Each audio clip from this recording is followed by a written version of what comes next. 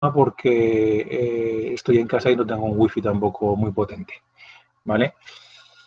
Bueno, pues nada, lo dicho, buenas tardes y vamos a entrar a hablar un poco del tema de la modernidad, a reflexionar sobre la cuestión de la modernidad, intentando precisar sus perfiles y, en primer lugar, lo que sí quisiera dejaros claro es cómo entiendo yo el concepto de modernidad, porque eso también nos va a servir para abordar posteriormente el de posmodernidad, porque este bloque temático que iniciamos hoy pues hace referencia a la modernidad, pero el último de los bloques temáticos nos deja a las puertas o incluso llega a entrar en algunos momentos de manera muy clara en lo que algunos denominamos posmodernidad. Ya entenderéis por qué digo algunos denominamos y dejo claro que no es una posición general.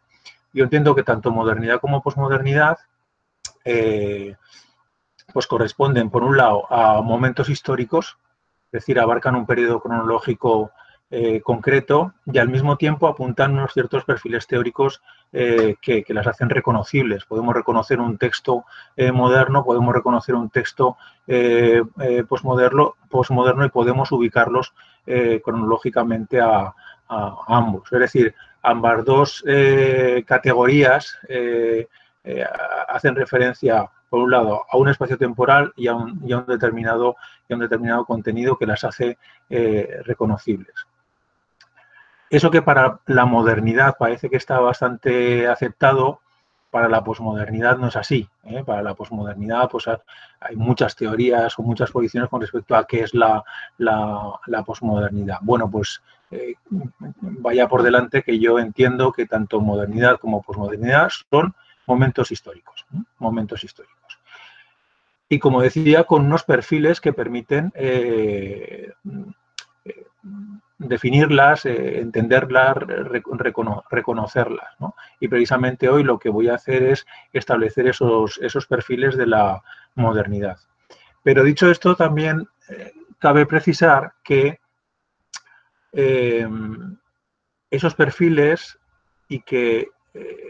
que afectan, podríamos decir, al conjunto de autores que podemos ubicar dentro de esos momentos históricos, también tienen sus matizaciones.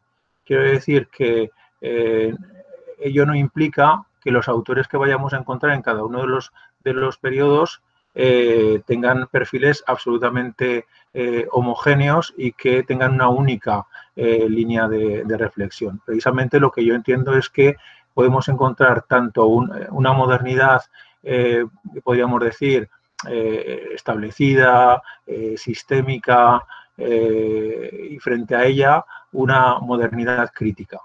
De la misma manera que podemos encontrar una posmodernidad sistémica y una posmodernidad crítica.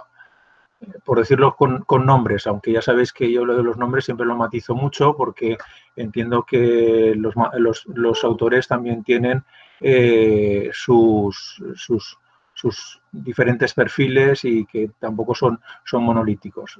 Refiriéndonos a autores, digo, pues no es lo mismo Descartes que Spinoza, ¿no? Ambos son modernos, pero no, evidentemente no siguen orientaciones iguales en el abordaje de los temas. No es lo mismo Kant que los materialistas franceses del 18, no es lo mismo Hegel que Marx o Nietzsche.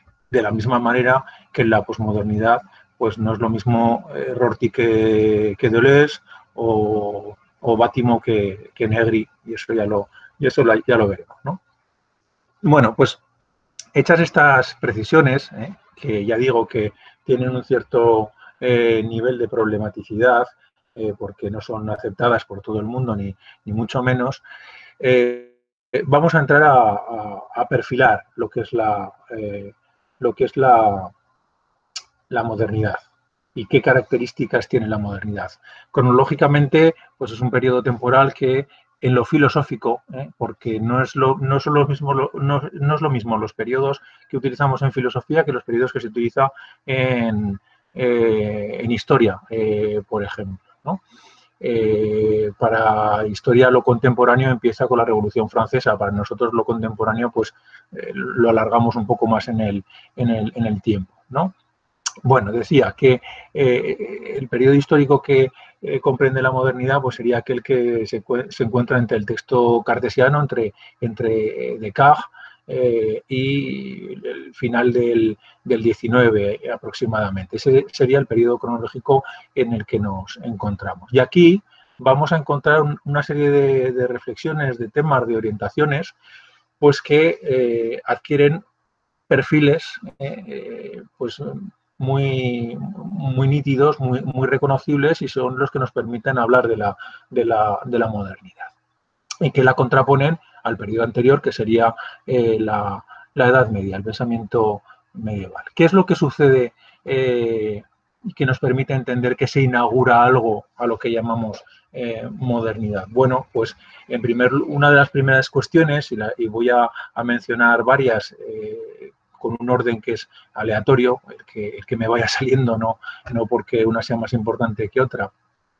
Pues la primera de las cuestiones que merece la pena ser subrayada es que en este periodo de tiempo, en el periodo de la modernidad, se va a producir una reflexión muy potente en torno al tema del sujeto, al tema de la subjetividad.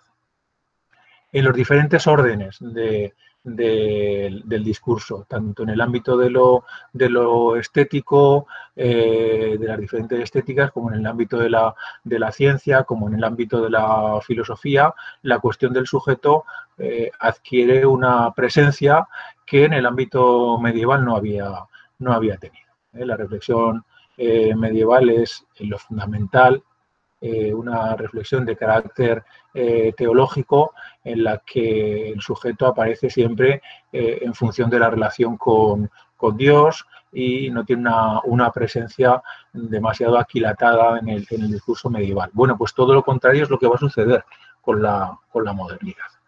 En la modernidad el sujeto pasa a primer plano de la escena,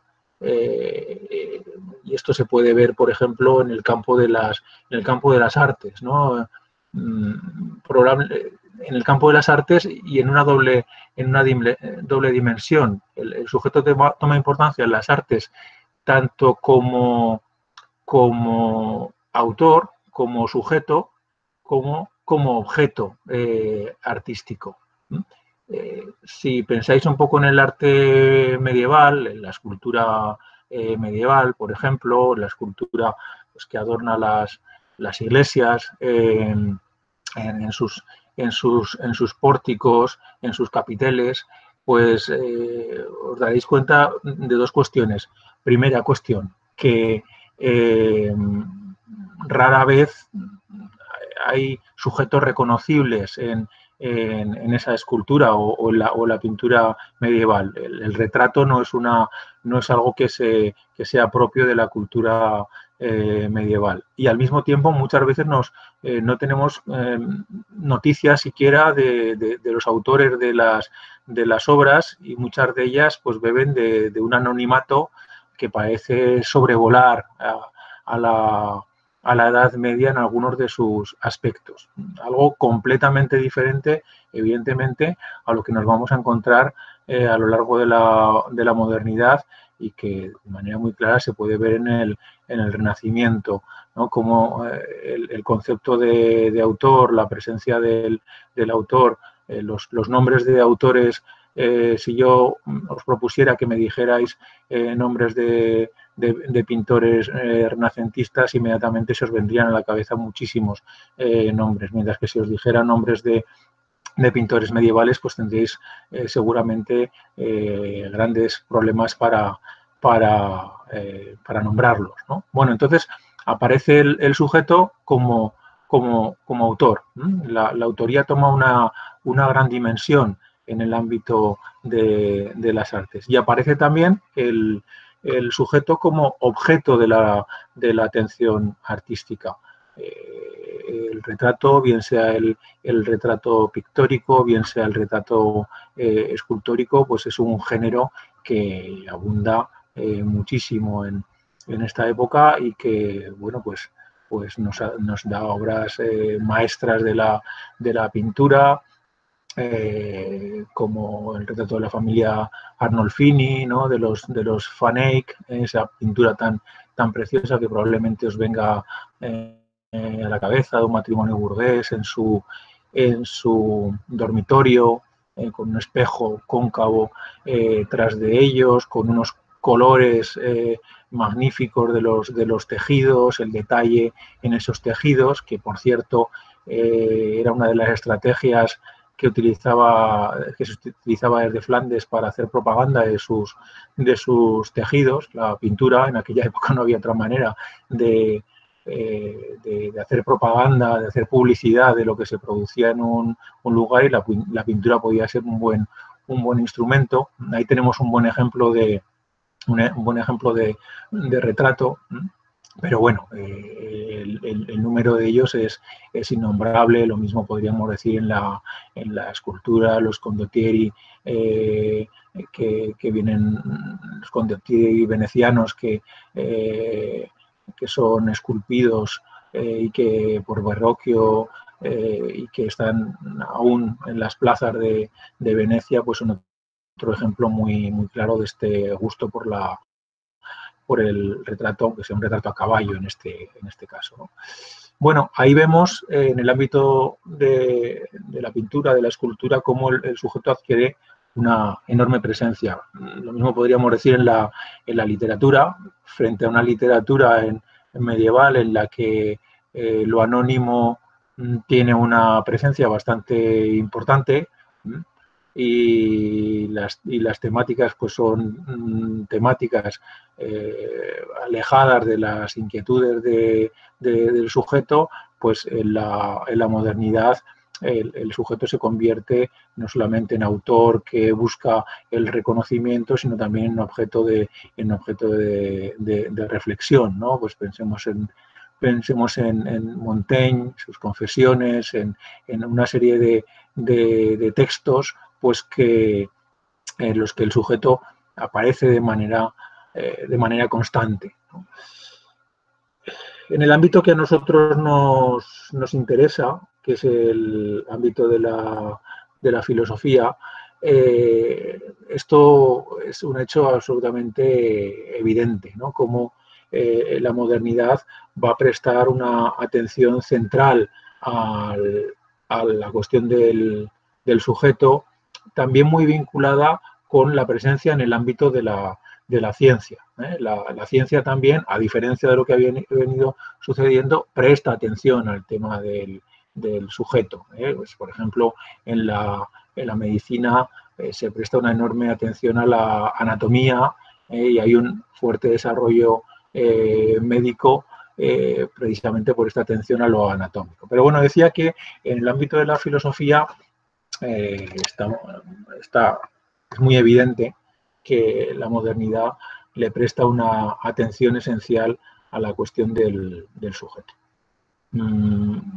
Es más, sí que podría decirse que este es un gesto filosófico que nos permite reconocer la modernidad sin ningún género de dudas, ¿no?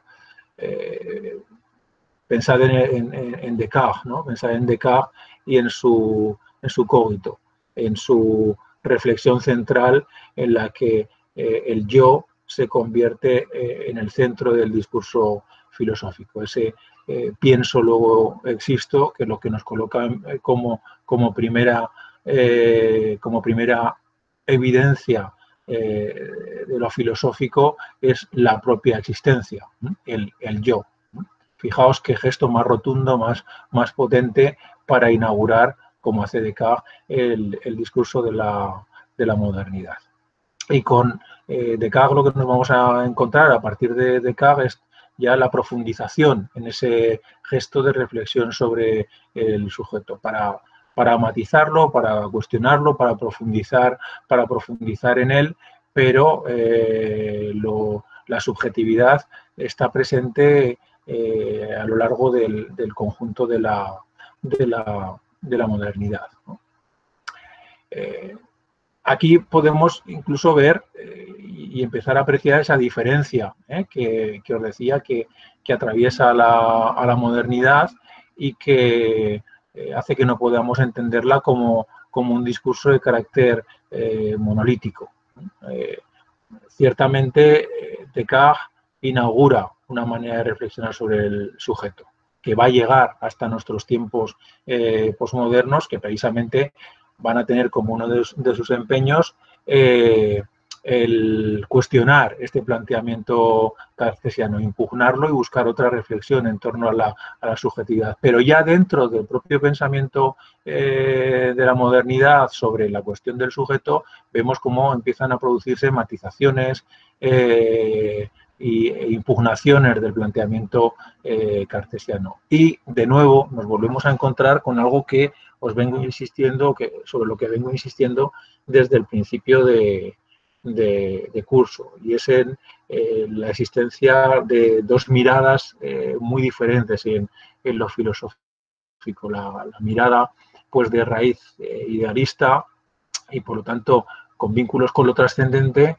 y la mirada que nace de una vocación materialista y que por lo tanto hace una mayor insistencia en la cuestión de la inmanencia, ¿no?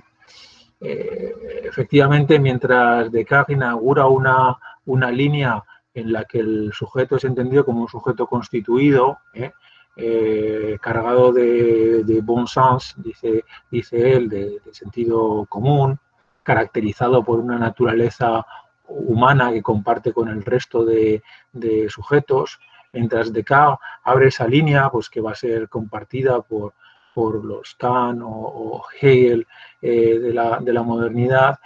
Sin embargo, nos vamos a encontrar con que hay otra línea de reflexión sobre la cuestión del sujeto, como muy claramente se puede ver en el caso de Baruch Spinoza, ¿no?, al que ya hemos hecho mención en alguna ocasión y al que dedicaremos próximamente alguna sesión, si todavía no hemos tenido la fortuna de reencontrarnos en clase. Bueno, pues en Spinoza el sujeto no tiene en absoluto sus perfiles que apunta Descartes, no es un sujeto que comparta una naturaleza humana con el resto de sujetos, sino que Spinoza apunta que la naturaleza humana es de carácter subjetivo, es individual, y como efecto de aquellos afectos que procedentes del exterior acaban por constituirle, ¿no? Entonces, de esa manera, si podemos establecer una línea con respecto a lo subjetivo y con respecto a muchas otras cosas, que sería la línea de Descartes, Kant, Hegel dentro de la modernidad, pues podemos empezar a trazar una línea que partiría de Spinoza para hacer una reflexión diferente y que nos llevaría, pues evidentemente, al caso de Marx y en última instancia de Nietzsche. Un Marx que también abordará la cuestión del sujeto como un efecto del conjunto de las relaciones sociales que caracterizan a ese sujeto. Pero de todas maneras, y cerrando esta reflexión sobre la cuestión del sujeto, es innegable la potencia de la reflexión sobre la cuestión de la subjetividad en el ámbito de la modernidad, ¿no? Tan potente que veremos que uno de los empeños de la posmodernidad va a ser pues intentar desmontarla, enfocarla desde otra perspectiva. No acabar con el sujeto, como algunas lecturas muy apresuradas o muy perezosas de los textos posmodernos y especialmente de Foucault, pues han realizado, sino simplemente lo que se pretende es un nuevo enfoque del tema de la subjetividad. Bueno, ahí tenemos un primer elemento, ¿no? Un primer elemento de tremenda importancia. Pasamos a una segunda cuestión, y es que la modernidad también ve inaugurarse una concepción mecanicista, determinista, teleológica de la realidad, muy vinculada con la revolución científica que se va a producir en el origen también de la la modernidad. Nuevamente estamos ante algo que creo que en el caso de Grecia hemos subrayado de manera bastante constante, y es que los discursos son discursos que beben de condiciones semejantes y que por lo tanto acaban realizando gestos parecidos. Quiero decir que el hecho de que la filosofía y la ciencia de un determinado momento tengan perfiles semejantes no es en absoluto una casualidad, sino que es el efecto del reflejo del momento histórico en el que esos saberes se están produciendo, ¿no? Entonces, lo que está ocurriendo en la ciencia del 16 o del 17 o incluso del 15 tiene reflejo en el texto filosófico de la época. Entre otras cosas, porque en aquella época la distinción entre ciencia y filosofía y entre científicos y filósofos pues era una división en absoluto trazada todavía de manera nítida, y los filósofos hacían ciencia y los científicos hacían filosofía, y si se les hubiera pedido que se definieran como una cosa u otra, pues probablemente la palabra que no hubieran utilizado hubiera sido la de científicos. Es más, Newton se entiende así como un filósofo de la naturaleza. Entonces, por eso los procesos de un saber, de una disciplina, alimentan los procesos de otra. Entonces, hay una concepción de la realidad, como os decía, pues la que se intenta reflexionar sobre esta con unos perfiles de carácter mecanicista, intentando entender qué leyes explican el funcionamiento de la realidad. Intentando explicar la realidad desde dentro de la propia realidad. En un gesto, podríamos decir, cargado de inmanencia, que nos aproxima a esa reflexión inicial que hacíamos del nacimiento de la filosofía en Grecia. Si recordáis que decíamos que lo que caracterizaba a la naciente filosofía griega, la presocrática, es que intenta dar una explicación del cosmos dentro del cosmos, sin tener que, como la mitología hace referencia a la divinidad, a los dioses. Bueno, pues ahora nos encontramos con que ese gesto se asienta, y hay un intento de explicar el cosmos, de explicar el universo en su funcionamiento desde la propia lógica del cosmos. Matizando mucho la presencia de la divinidad. En este caso ya muy claramente la presencia de Dios, y podemos decir la palabra con rotundidad. Mientras la Edad Media había sido una época en la que todo, absolutamente todo, había sido explicado desde la perspectiva de la divinidad se encontraba detrás de todo. Recordad las 5 vías tomistas, que imagino que en algún momento os habrán hecho mención a ellas, en las que para todo lo que acontece, para todo hecho que se produce en la última instancia es Dios, y por lo tanto Dios lo explica absolutamente todo. Bueno, pues la modernidad intenta no tener que recurrir a Dios, lo cual evidentemente no quiere decir que Dios desaparezca, No estamos en un discurso ateo en absoluto, sino un discurso secularizado. Es más, si tomamos estas dos líneas a las que estoy haciendo referencia, la línea vinculada con el idealismo y la línea vinculada con el materialismo, veremos que la línea vinculada con el idealismo, Dios siempre reaparece de alguna manera. Parece como que hubiera un intento, efectivamente, intentar explicar lo real sin recurrir a Dios, como había sido el caso de lo medieval, pero siempre nos encontramos finalmente con un gesto por el que Dios vuelve a aparecer. Es como si se le expulsara por la puerta y volviera a entrar por la ventana de la modernidad, ¿no? El caso cartesiano es muy evidente. Buscamos una primera verdad. Esa verdad primera es el yo, pero la única manera de acabar con el solipsismo es recurrir a Dios. Dios es el que garantiza que la realidad de lo que percibo y lo que me permite salir de mí. Es decir, Dios adquiere un papel, mantiene un papel en la filosofía cartesiana. ¿Qué decir de Kant? ¿Qué decir de Kant, que hace un gesto para construir una ética que no sea dependiente de la religión y en la que el individuo se caracterice por su autonomía, pero luego en sus postulados de la razón práctica Dios vuelve a aparecer como garante de la moralidad.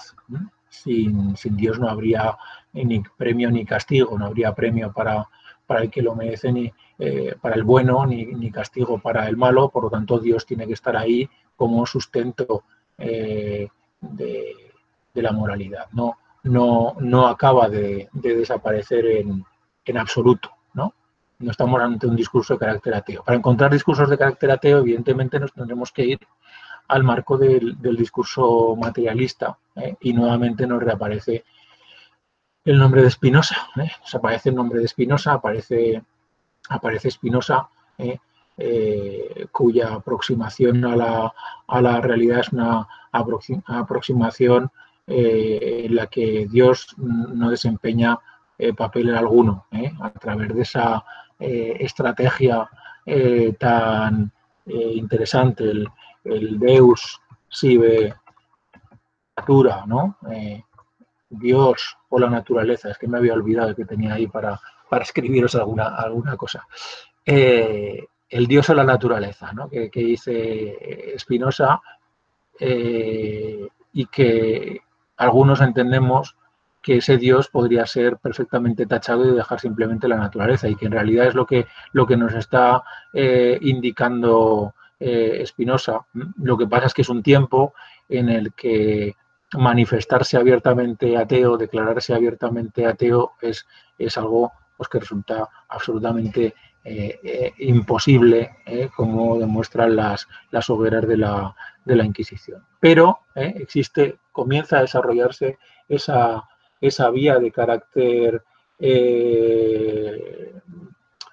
ateo, ¿no? Y de carácter radicalmente materialista, pues que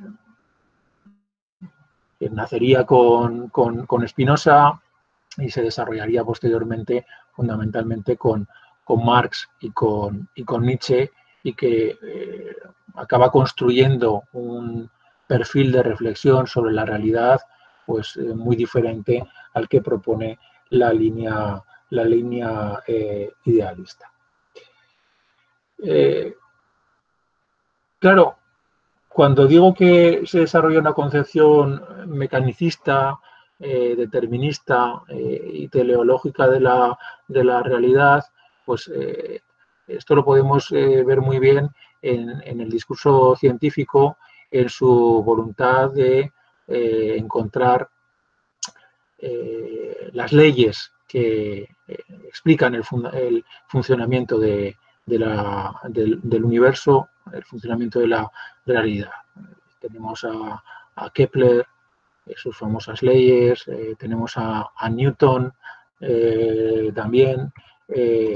Todos ellos lo que intentan, sin ninguna duda, es encontrar la mecánica del universo. El universo es una máquina, es una enorme máquina cuyo funcionamiento se puede desentrañar, cuyas leyes de funcionamiento se pueden desentrañar. Y el objetivo de la ciencia es desentrañar esas leyes de funcionamiento. Tanto es así la posición científica que en el 18 nos encontramos con el caso de Laplace, del físico Laplace, que en esa pretensión de dar una visión absolutamente mecanicista y determinista del universo, entiende que si fuéramos capaces de conocer el estado del universo en un determinado momento, podríamos predecir sus estados futuros. Es decir, si supiéramos cómo funciona la máquina del universo, y tuviéramos todos los datos que nos permitieran hacer los cálculos apropiados para analizar el devenir de esa máquina, podríamos saber cómo se encontraría el universo con el paso del tiempo. Es decir, Laplace lo que hace es extremar la coherencia en el análisis del universo y entenderlo desde esa perspectiva absolutamente ajustada a leyes y que lo convierten en una máquina de un comportamiento absolutamente predecible. Fijaos qué diferencia con lo que mencionábamos el otro día con respecto a la ciencia del 20, la que representan Einstein o Heisenberg, y que incluso mencionábamos que generaba, Einstein lo he escrito mal, que generaba enorme inquietud en el propio Einstein, ¿no? Esa ciencia en la que, del siglo XX digo, en la que el azar, la incertidumbre, pues adquieren un papel importante desdiciendo los planteamientos que había desarrollado Laplace. Es decir, esta concepción es una concepción mecanicista, el universo es una máquina, determinista, todo lo que sucede está inscrito ya en el presente, es una deriva necesaria del presente, y teleológica, se encamina hacia un fin, ¿no? Y esta concepción del universo con estos perfiles va a impregnar el resto de discursos, en ese paralelismo al que siempre hacemos referencia. Va a impregnar al resto de discursos y vamos a encontrar un intento de reflexionar desde esta perspectiva mecanicista, pues sobre la cuestión del sujeto, por ejemplo, ¿no? Y esto lo vemos, por ejemplo, en los materialistas franceses del 18, los materialistas franceses del 18 como Holbach, Lamettrie o Helvetius, son autores que entienden que el sujeto tiene ese comportamiento mecánico y maquínico, que incluso llevará al segundo de ellos, a Lamettrie, a escribir un libro que se titula El hombre-máquina. El hombre-máquina. Lamettrie, que era un gran admirador de Descartes, ¿no? Y decía que lo único que le sobraba a Descartes era el alma, que Descartes había estado ya a punto de realizar una descripción muy ajustada del comportamiento de los sujetos humanos a través de sus análisis anatómicos, etcétera, etcétera, pero que al introducir el concepto de alma se había alejado del real comportamiento del sujeto. El sujeto es una máquina que funciona por impulsos, y todo comportamiento subjetivo debe ser explicado desde ahí. Fijaos cómo eso se traslada, digo, al ámbito de la reflexión filosófica, esa concepción mecánica, pero podríamos incluso también entender que en última instancia se traslada también a un ámbito como puede ser el de la literatura. El ámbito de la literatura, pues a través de una de las novelas más celebradas de la modernidad, que es el Frankenstein de Mary Shelley, ¿no? En última instancia, pues es la reflexión sobre la construcción de una máquina humana. Lo que ahí Mary Shelley nos está describiendo es cómo se construye una máquina. Fijaos que si no habéis leído estos días podéis leerla, que hay tiempo, y si no hay películas, pues que son bastante interesantes. Hay una de los años 90 que me parece que está bien, que es el Frankenstein de Mary Shelley de Kenneth Branagh, aunque Kenneth Branagh suele ser bastante histriónico en sus interpretaciones, pero bueno, como fidelidad a la novela y como estética visual, a mí me parece que es una película bastante chula. Se titula así, Frankenstein de Mary Shelley, ¿no? Bueno, ahí la historia que se nos cuenta es la historia de la construcción de una máquina. Como Frankenstein, el doctor Frankenstein, lo que hace es ir recogiendo pedazos de cadáveres y juntarlos, construir una máquina, a la que además da vida con la electricidad. Pone en funcionamiento a través de la electricidad. Con lo cual, fijaos cómo en un ámbito pues, que podemos entender más alejado de lo científico, sin embargo, se está reproduciendo esa reflexión sobre la cuestión del mecanicismo y de la comprensión de la realidad como una máquina, ¿no?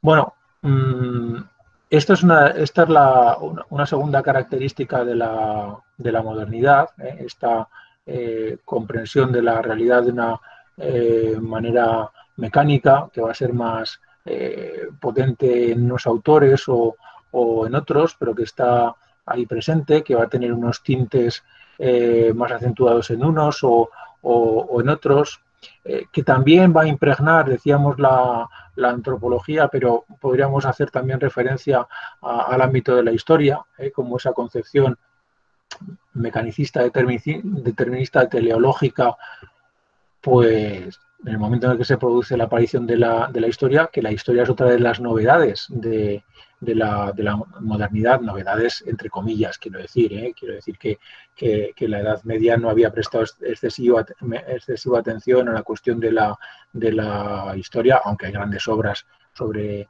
historia, pero no es una disciplina que se desarrolle profundamente. Parece que haya una cesura del mundo griego y romano hasta bien adelantada la modernidad, cuando la modernidad, desde una perspectiva filosófica, vuelve a ocuparse del tema de la historia y de la filosofía de la historia y de la teoría de la historia, lo que nos vamos a encontrar es precisamente con una mirada bastante cargada de estos perfiles, mecanicistas, deterministas, teleológicos. Hegel yo creo que es el caso paradigmático, y cierta interpretación de Marx también nos podría llevar por esa dirección.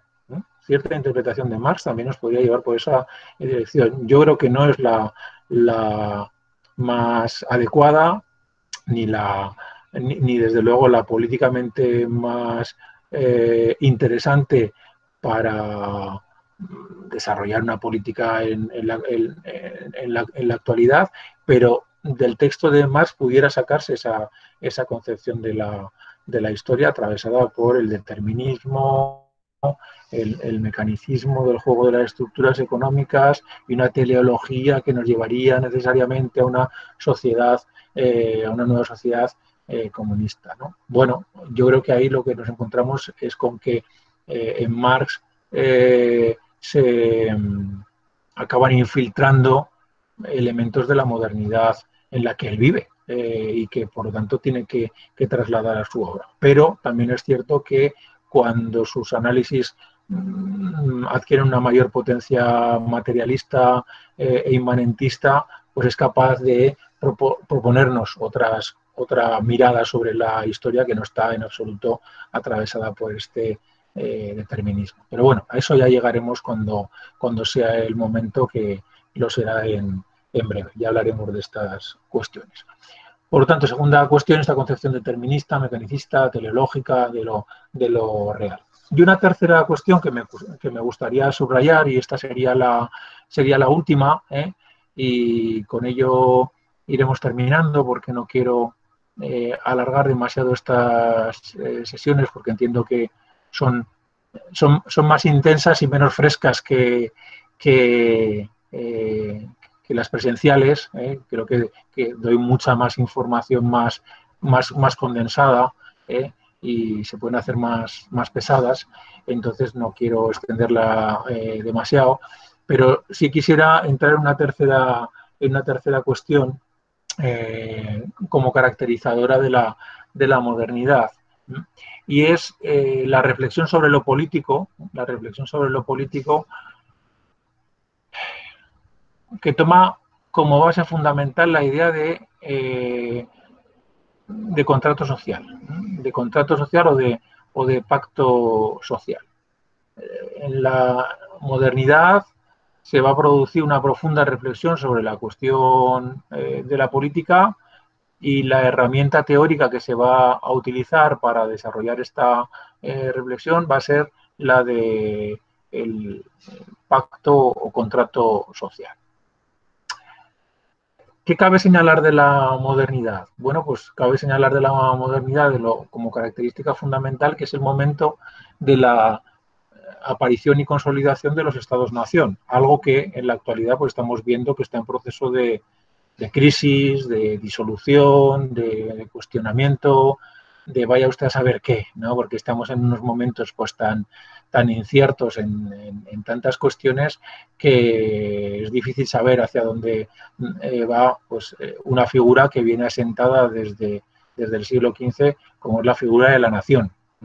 Bueno, en el siglo XV empiezan a producirse los primeros fenómenos de unidad nacional, de generación de naciones. España es uno de los primeros ámbitos geográficos en los que esto se produce, en 1492, pero en Inglaterra también se había producido por aquella época con la guerra de las dos rosas, y Europa va a haber un proceso de formación de naciones, uno de cuyos hitos pues, es la guerra de los 30 años con su correspondiente paz de Westfalia.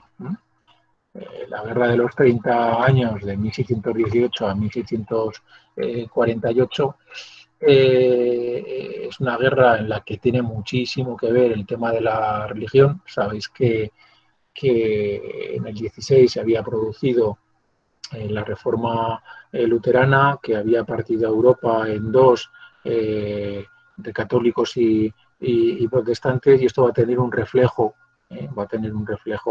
en el 17 en forma de una guerra entre diferentes estados, una guerra larga y cruenta, en la que, por cierto, participó Descartes. En el ejército de Mauricio de Nassau. Bueno, precisamente la guerra de los 30 años y la paz de Westfalia pone las bases de ese sistema de estados-nación que va a caracterizar a Europa, aunque es cierto que ciertas naciones no acaban de constituirse hasta el 19, como es el caso de Alemania o de Italia, ¿no? Cuyas unidades nacionales no se producen hasta el 19. Pero Europa va viendo ese fenómeno de la aparición de naciones. Es decir, lo político está en el centro de la problemática europea de la modernidad. Pero no solamente desde esa perspectiva de la construcción de los estados-nación, sino también hay que señalar que es una época convulsa desde la perspectiva política, en la medida en que, bueno, pues los conflictos de religión pues alcanzan unas dimensiones de una enorme crueldad, sobre todo en aquellos países en los que no existe una delimitación clara entre zonas protestantes y zonas católicas, como puede ser el caso de Francia, y esto va a llevar a enfrentamientos sociales e enfrentamientos civiles muy, muy potentes, que van a dar origen también a la idea de tolerancia, a la idea de tolerancia, porque evidentemente cuando la vivencia social es una vivencia tan dramática, pues surge en los seres humanos la necesidad de paliar esas situaciones de brutalidad, y por eso aparece la idea de tolerancia, que va a ser teorizada en el 17 por Locke, pero que va a haber un primer edicto promoviéndola en 1598, que es el edicto de Nantes, como promulgado por Enrique IV, ese rey navarro que acabó gobernando Francia y que dijo aquella frase de París bien vale una misa, porque se convirtió del protestantismo al catolicismo, bueno, cambio de región varias veces, según la coyuntura política, y que tuvo como mérito el intentar pacificar Francia a través de ese edicto de tolerancia de 1598, lo que le lleva a ser uno de los pocos reyes que merece respeto por parte de los franceses, ¿no? Luego fue asesinado, creo que fue en 1614, por un jesuita en las calles de París. Y también anecdóticamente, por decir algo de este hombre, que a mí me cae especialmente simpático y que además, bueno, pues tenía su corte inicial no muy lejos de Zaragoza, a unos 200 y pico kilómetros de aquí, en la ciudad de Pau, ahí en su castillo. Si vais alguna vez, que yo os lo recomiendo, pues en la entrada está su escudo, una H de Henri y una M de Marguerite, que es su Marguerite de Valois, que es su mujer. Bueno, pues Enrique IV, cuando se bautizó, tuvo el buen gusto de hacerse bautizar con un vino de la zona de Pau, que no se hizo bautizar con agua, sino que el buen hombre decidió que le echaran por encima unas dosis de Jurançon, que es un vino dulce maravilloso, que se produce en la ciudad de Jurançon, en el pueblito de Jurançon, al lado de Pau. Seguro que después de que le bautizaran, pues se ido dando cuenta del vinito. Bueno, pues esos conflictos sociales, pues que llevan a la aparición de la idea de tolerancia, decíamos, configuración de los estados nacionales, conflicto social por el tema de religión, pero también conflicto social por el conflicto social resultante de la aparición de una nueva clase social, ¿no? Que es la burguesía. Y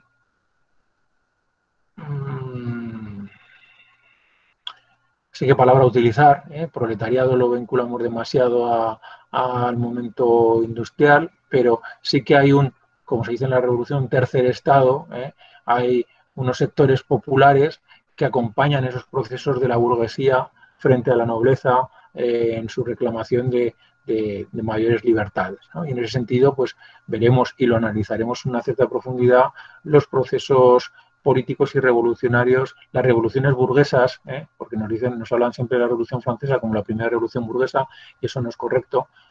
Las primeras revoluciones burguesas se producen en la Inglaterra del 17 y en los Países Bajos también del 17, ¿no? Entonces, es una época de conflicto social, de construcción de nuevas sociedades, y en las que la filosofía política se pregunta, en el momento en el que se está desmoronando el sistema feudal, pues se pregunta sobre cómo hacer surgir una nueva sociedad, cómo surge una nueva sociedad.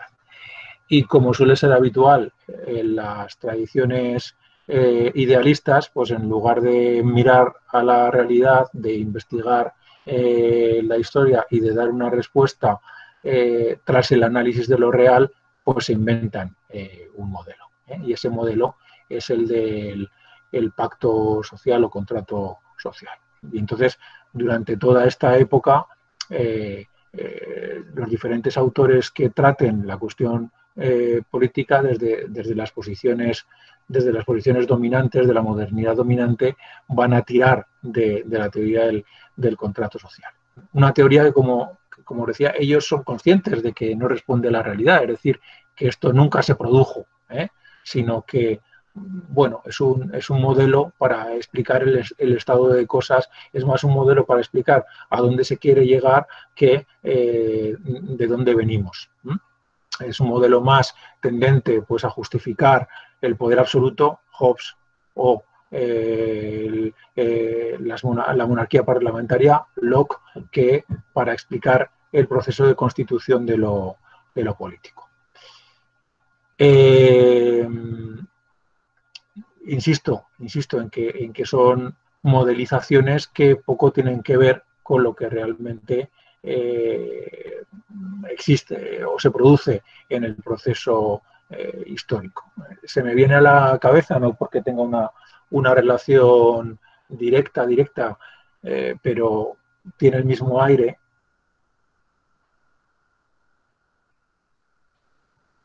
Perdón.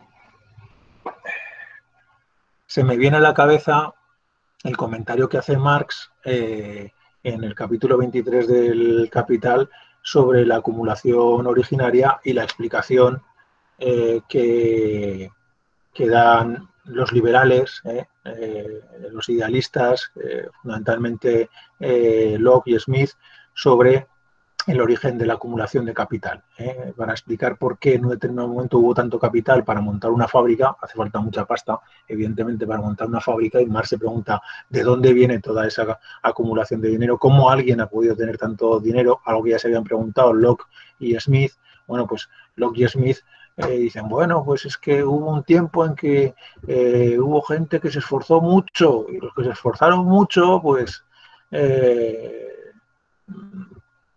adquirieron mucho capital, y otra gente pues que no se esforzó y que entonces pues no lo tiene, ¿no? Y Marx dice, bueno, madre mía, habría que mirar un poquito la historia, ¿no? Y darse cuenta de cómo ha sido el proceso histórico y cómo ha ido acumulando capital la gente que ha acumulado capital. Dice, la historia está atravesada por trazos de sangre y fuego, dice Marx, y los liberales lo que hacen es contarnos una historieta moralizante para decirnos que el que trabaja mucho tiene mucha pasta, y quien tiene poca pasta es que trabaja poco, cuando más bien la realidad social lo que nos manifiesta es lo contrario, dice Marx, ¿no?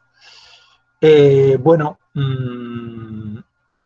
tienen el mismo aire, tienen el mismo aire la teoría del contrato social y la teoría de la acumulación originaria. Pero sí que ciertamente lo que vemos es que cuando se produce la construcción del discurso político en la modernidad, de la filosofía política de la modernidad, hay un recurso casi generalizado a estas teorías del contrato. Lo encontramos en Hobbes, lo encontramos en Locke, lo encontramos en Kant, lo encontramos en Rousseau, lo encontramos en Hegel, con diferentes perfiles, con diferentes perspectivas, sin ninguna duda, pero en todos ellos encontramos esta referencia al contrato social.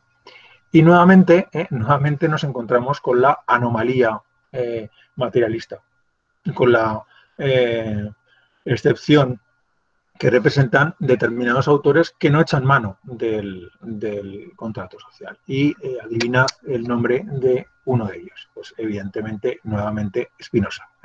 Spinoza no echa mano de la teoría del contrato social. Bueno, sí, en algunos de sus textos sí que lo hace, pero de una manera más bien anecdótica.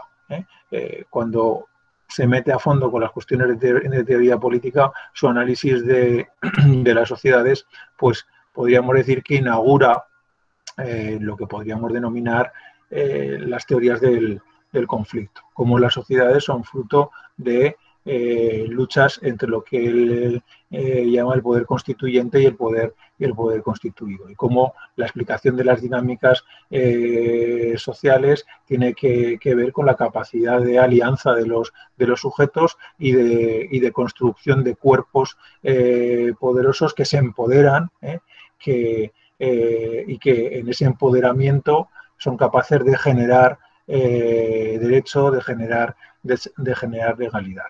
Hay que recordar el estrechísimo vínculo que tenía Spinoza con los procesos de democratización que se estaban produciendo en las Provincias Unidas en el siglo XVII. Bueno, esa teoría del conflicto que evidentemente está absolutamente presente en el texto de Marx, ¿no? Sin ninguna duda, Marx no es alguien a quien teorías de carácter abstracto le merezcan ningún tipo de crédito. Marx no tiene ningún interés por las teorías del contrato social, del pacto social.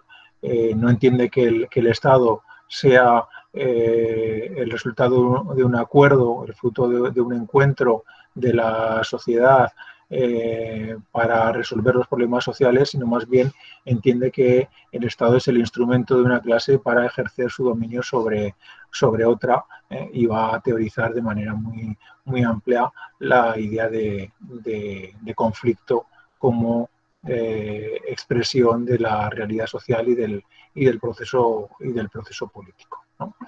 Entonces, la modernidad también pues, va a desarrollar una potente reflexión sobre lo político que en su línea mayoritaria va a estar centrada en estas teorías del contrato, y en la posición crítica de la modernidad pues adquiere otros tintes en los que no se presta atención a este concepto.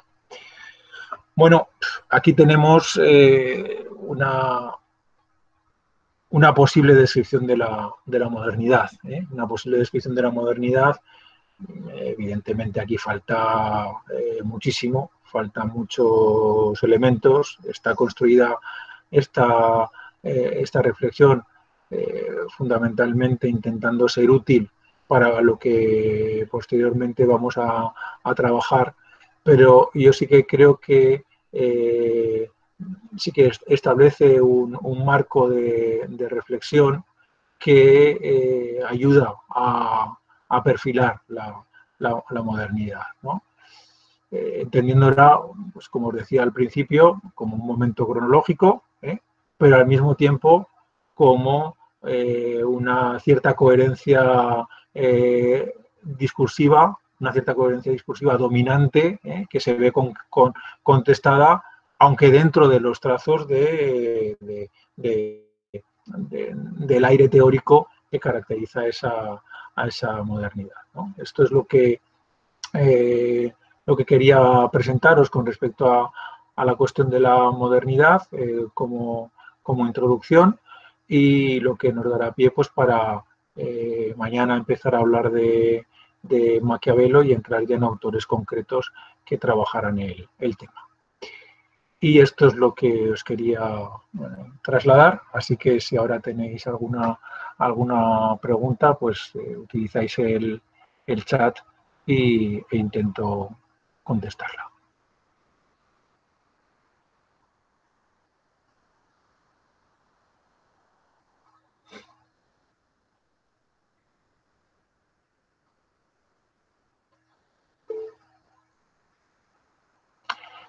Sí, voy a intentar subirla.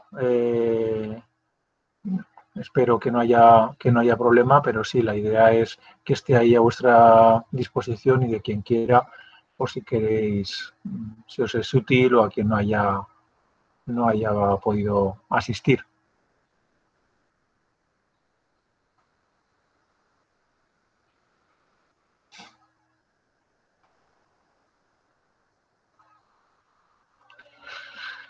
Bueno, pues como veo que no os animáis, gracias a vosotros por estar. La verdad es que aunque sea así en la distancia, pues es agradable el estar en contacto. Cualquier cosa que queráis, pues me mandáis correos y vamos resolviendo las dudas que tendríamos que resolver en tutoría a través de esos correos. ¿Vale? Bueno, pues mañana seguimos la misma dinámica. Nos conectamos hacia las 5, con idea de empezar a las 5:05, o si preferís un poquito más tarde. Nos conectamos a las 5:05, empezamos ahí 10, por si con Julien os extendierais, y también con la misma idea. No creo que quede clase de 2 horas, sino que sería mucho más concentrado. ¿Vale? Vale. Muy bien.